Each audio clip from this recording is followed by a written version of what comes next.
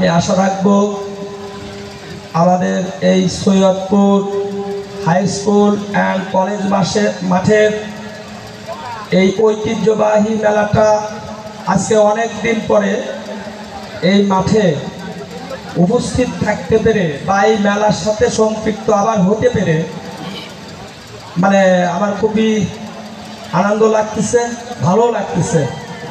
আসলেও আজ থেকে আমার মনে হচ্ছে 25 বা 30 বছর হয়ে গেছে সম্ভবত। ইসুফ মিয়ার কথাটা আমার আজ মনে পড়তেছে, যে ব্যক্তিটা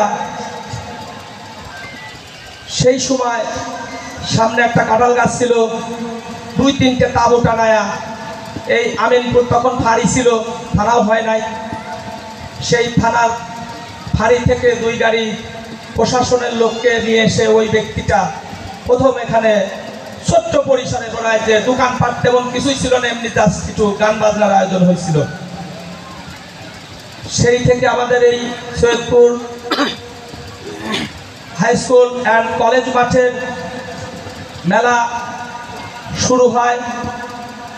আজকে সেই ব্যক্তিটা আমাদের মাঝে উপস্থিত নেই, সে ইন্তেকাল করেছেন।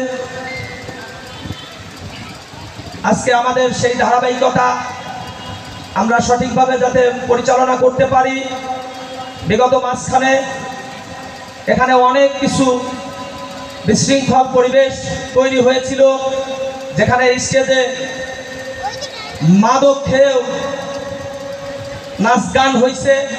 আমরা চাই আমাদের এই মেলায় মাদক মুক্ত থাকবে, জুয়া মুক্ত থাকবে, সন্ত্রাসী কর্মকাণ্ড মুক্ত থাকবে।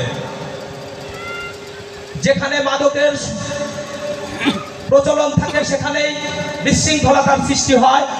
তাই আমি বলতে চাচ্ছি, আমাদের এই মেলাতে কেউ মাদক সেবন করে প্রবেশ করবেন না। আর বিশৃঙ্খলার জন্যে যদি কেউ চেষ্টা করেন, সেখানে আমাদের আইন শৃঙ্খলা বাহিনীর লোক আছে, আমরা তাদের শরণাপন্ন হয়েছি। নিয়মের মাধ্যমে, আইনের মাধ্যমে যে উচ্ছৃঙ্খলতা করবে তাকে আমরা প্রশাসনের হাতে তুলে দেব ইনশাআল্লাহ।